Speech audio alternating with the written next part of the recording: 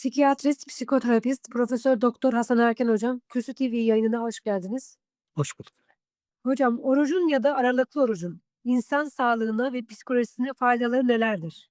Tabii oruç bizim kültürümüzde, kadim kültürümüzde oruç, bilimsel literatürde intermittent fasting ya da aralıklı açlık, aç kalma denilen aslında, sağlıklı bir uygulama bu. Burada kastedilen tabii açlık 3-5 saat açlık değil, 12 saat ve ötesi açlık. Bu da 12 saat nereden geliyor? Karaciğerdeki glikojen depoları 12 saat idare ediyor. 12 saatten sonra diğer enerji kaynaklarına yöneliyor. Normalde bu olması gereken bir şey. Ama tabii İnsanoğlu şimdi geldiğimiz seviyede, işte, kaç milyon yıllık ömrümüz varsa insanoğlu dünyada ne kadar sürede duruyorsa son 1000 yıllık, belki son 100 yılda karşılaştığımız bir bela aslında bu tokluk, aşırı tokluk. Yani genel olarak belki toplumun içinde çok az bir kesimi sürekli tok kalmış olabilir ama bu son yüzyılın hastalığı aslında. Ve, belki de orucun, veya intermittent fasting dediğimiz uzun süre aç kalmanın hayatın normalinin içine, serpiştirilmesinin sağlıklı ve olumlu etkilerini yeni yeni fark etmeye başladık. Hem bu biyolojik olarak hem de ruhsal olarak faydalı olduğunu yeni fark ettik, öyle diyelim. Burada aslında sadece, beyin sağlığı, bilişsel fonksiyonlar düzelmiyor aslında, eee, oruçla. Moleküler düzeyden psikolojik düzeye kadar uzanan çok boyutlu bir olumlu etkileri var. Mesela insanoğlu, insanın, biyolojisi, mekanizması doğrudan glukozu tüketmeye odaklanmıştır. Ortada glükoz varsa önce onu tüketir ve glukoz yan etki çok çıkaran, yan ürün çok çıkaran, zararlı yan ürün çok çıkaran bir enerji veren maddedir. Ama aynı insanın normalde keton cisimlerinden de, laktik asitten de, yağ asitlerinden de faydalanarak enerji üretebilmesi lazım. Emm, Hani, şöyle söyleyeyim, glükoz, yan etki çok çıkaran, ve maliyet yarar analizi yapıldığında keton cisimlerine kıyasla çok, negatif fazla bir enerji kaynağı vücut için ve böyle olunca da sürekli glukoz tüketimi, sürekli toklukla olan bir şey. Aç kalsak glikojen depoları tükenecek, vücut diğer enerji kaynaklarına yönelecek. Ama sürekli tok kalındığı için, sürekli dopamin, hazzı ve yönelmesi nedeniyle, kaynaklara ulaşabilmemiz nedeniyle sürekli, glukoza öncelik veriyoruz ve karaciğerde yağlanmalar, çok sık duyduğumuz, işte, aç kalmamanın, aralıklı aç kalmamanın veya bizim kültürümüzdeki adıyla oruç tutmamanın ve bunu gün içine, yıl içine yaymamanın büyük zararları oluyor. Tabii o zaman vücut önce sürekli glikoz tükettiği için hiçbir zaman yağ tüketemiyor. Hatta glikozun fazlasını da yağa döndürüp depoluyor. Son ne oluyor? 1960'ların, 50'lerin, 40'ların filmlerine bakın, 70'lerin filmlerine bakın. İnsanlar zayıf. Batı'da da bizde de öyle. Ama şimdiki filmlere bakın veya gözünüzü sokağa çevirin. Ve obezite hakikaten halk sağlığı sorunu hâline geldi bugün. Aslında oruç uygulaması, intermittent fasting hayatın normali hâline getirilebilse aslında bir taş yerine çok kuş vuracağız. Ondan mesela kaç tane olabilir diye şöyle bir özetlemeye çalıştım. Mesela glükoz çok pahalı bir ürün. Vücut için yan etkileri çok fazla, çıktıları çok fazla.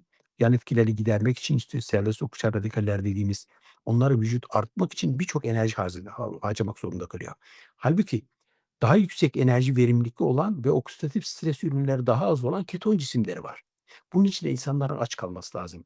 Bu yolu kullanılabilmesi için glikozun tükenmiş olması lazım. Karaciğerde glikojen depolarının tükenmiş olması lazım. Peki böyle olduğunda ne oluyor? BDNF dediğimiz Brain Derivative Neurotrophic Factor dediğimiz beyni büyüten, beyni geliştiren, büyümeyi teşvik eden, nöroplastisiteyi, esnekliği artıran madde.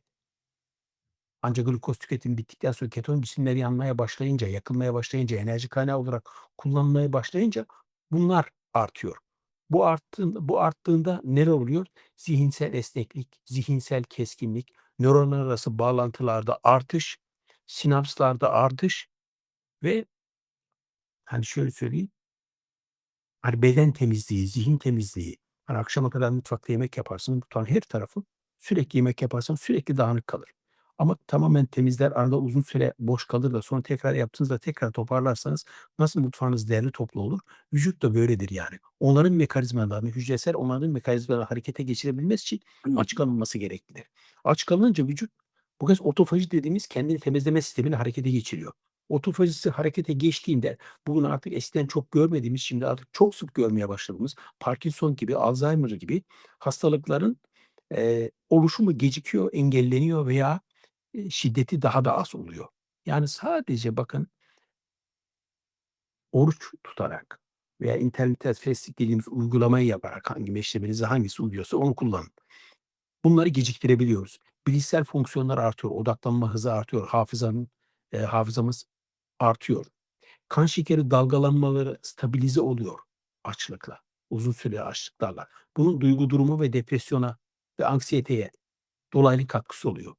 Peki o zaman bu böyleyse hocam niye yani bu insanlar Ramazan'da, işte, sinir oluyorlar filan? İşte, sadece Ramazan'da oruç tutulursa ilk 15-20 gün, 1 aylık uyum süreci döneminde, insanlar daha çok sinire, daha çok öfkeye, daha çok patlamaları filan oluyor ama bu rutine bindirseler, bu kadar oruç Ramazan haricinde de ara ara haftada 1-2 yapsalar vücut alışacak. Ve bu uyum mekanizmaları olunca daha çok dinginlik yaşayacak. Mesela GABA aktivitesi artacak. GABA aktivitesi artınca glutamat azalıyor. Glutamat azalınca ne oluyor? Beyin daha sakinleşiyor, daha dingin oluyor. Ve vücuttaki enflamatuar, moleküller azalıyor, inflamasyon azalıyor. Vücut bedene giren her maddeyi yabancı bir şey gibi algılıyor. Onu harcıyor, işte parçalara ayırıyor, dağıtıyor, öğütüyor, işlemden geçiriyor. Bunu vücut enflamasyon gibi görüyor. Sürekli tokluk hali, sürekli enflamasyon gibi olduğundan eskiden 50 yıl önce, 100 yıl önce hiç bu kadar sık görmediğimiz, bu kadar sık insanlarda bu kadar sık hastalık görmüyorduk. O kadar arttı. Şeker patladı, Alzheimer patladı, diğer bütün hastalıklar patladı. Eskiden görmediğimiz sıklıkla görüyoruz. İşte bu önemli nedenlerden bir tanesi. Sadece bu değil tabii. Tokluk arkadaşlar. İflah olmaz toksik tokluk. Mesela beynin kimyası değişiyor açlıkla birlikte. Elektriksel aktiviteleri artıyor. Ketonlar nöronlar arasındaki ilişkiyi düzenliyor. İlginç bir şekilde mitokondri dediğimiz bir yapı var. Mitokondri sayısı artıyor. İşlevsiz mitokondriler vücut öğütüyor otofajiyle tertemiz hale getiriyor. Ve güçlü bir sinyal molekülü aslında keton cisimleri. Ve bu keton cisimleri enerji kullanımında vücut tercih ediyor ve daha faydalı, metabolik ürünleri daha az, temizlemesi de kolay, vücudu da yormuyor yani. Oruç hücresel temizlik ve onarım modunu çalıştırıyor vücudu. Yani ne oluyor? İnsülin düzeyi düşüyor. Yağ mobilizasyonu ve insülin duyarlılığı artıyor oruçta. Ve insülin growth faktör oruçta baskılanıyor. Büyüme hormonları artıyor oruçta. Bakın sadece basit aç kalmakta neler yapılıyor. Nörolojik olarak beyin bir yükseltme dozuna geçiyor. Yani BDNF artıyor. Beyni geliştiren, büyüten, nöroplastisiteyi artıran hormon salınımı oluyor. GABA regülasyonu oluyor ve GABA artarak beyni sakinleştiriyor. İnsanları daha dingin yapıyor. Nasıl tam iftara yakın açlığın hazırlık döneminde değilsek, yani orucun ilk bir hafta, 2 hafta vücut alışamıyor. O dönemde değilsek bir dinginlik oluşuyor değil mi?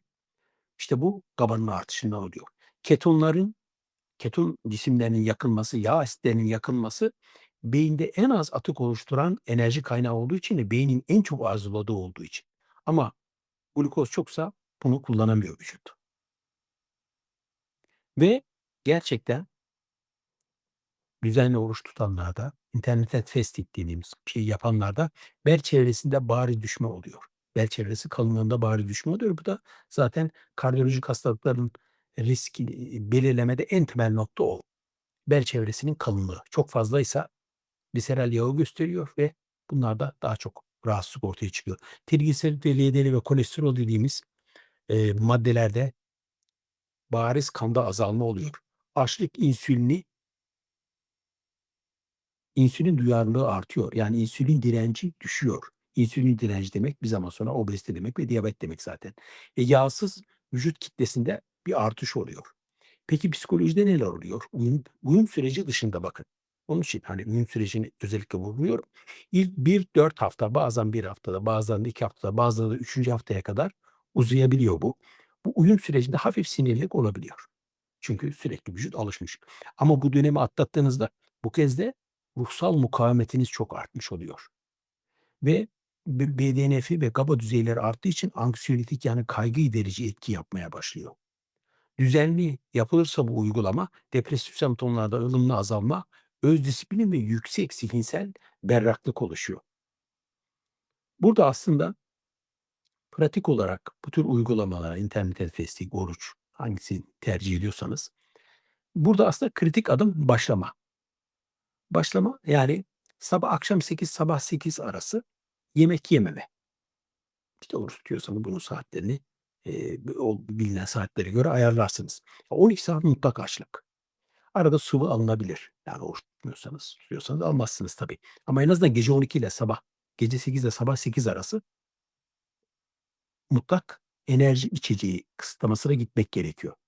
Ve uyku düzene sokulursa, gece mesela melatonin salgılanıyor. Melatonin salgılanınca insülin baskılanıyor. İnsanlar geceyi gündüze döndürdüğü için sürekli ışık açık kaldığı için 12'ye 1'e kadar, 2'ye kadar ayakta kaldığı için melatonin salgılanamıyor. Melatonin salgılanamayınca insülin baskılanamıyor. İnsülin arttıkça acıkıyor. İnsanlar gece yemeğlere başlıyor.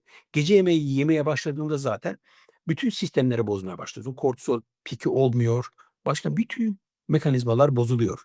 Onunla ilgili uykuyla ilgili bir program yapacağım. Çok da değerli toplu olacak. O uyku kısmı da değineceğim. Hidrasyonu ihmal etmemek gerekiyor.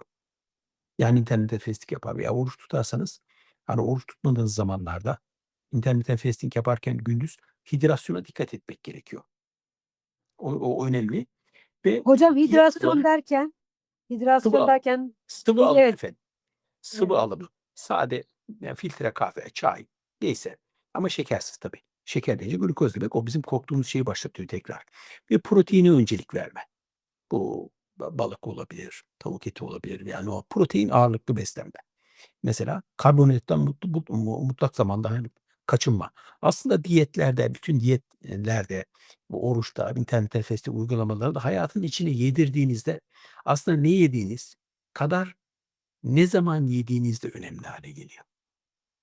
Bu aralıklı açlık süresini hiç yemediğiniz, ımm, enerji içeren gıda almadığınız süreyi 12 saat ve üzerine çıkardığınızda hayatınız normale dönüyor. O fabrika ayarlarında olan İnsanın, hani, glikoz harici enerji tedarik yolları, yağ asididir, keton cisimleridir, laktik asittir, bütün enerji kaynaklarını kullandığınızda beynin en sağlıklı olmasını sağlıyorsunuz.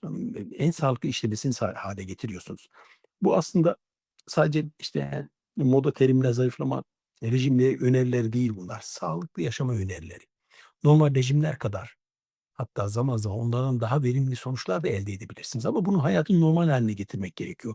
Aşırı kısıtlama sonra aşırı kısıtlayınca leptin diyen birçok mekanizma var. Onun çok tıbbi konucu, o konulara girmeyeyim. Sonra rebound dediğimiz, sonra tam tersine çok fazla, çok büyük bir şiddette geri geliyor. Duygusal durum dalgalanmalarıyla birlikte geri geliyor. İşte 6 ayda verdiğinizi 2 ayda, 1 ayda alıp geçiyorsunuz. Öyle değil. Hayatın normal hâline getirmek gerekiyor bunu. Tabii bu oruç uygulamasını da, bu aç kalma uygulamasının da, hani, kontraindikasyonları var. Yapmaması gereken hamileler, emziren kadınlar bunlardan kaçınmalı. Yeme bozukluğu olanlar kaçınmalı. Tip 1 diyabeti olanlar doktoruna danışmadan bu işlere yeltenmemeli. Hani, büyüme çağındaki çocukların 12 yaş altı filan, hani, böyle bu tür diyetlere girmemeleri gerekiyor. Bu da hayati derecede önemli. Teşekkürler hocam bu bilgilendirici yayın için. Yeni yayınlarda görüşmek üzere.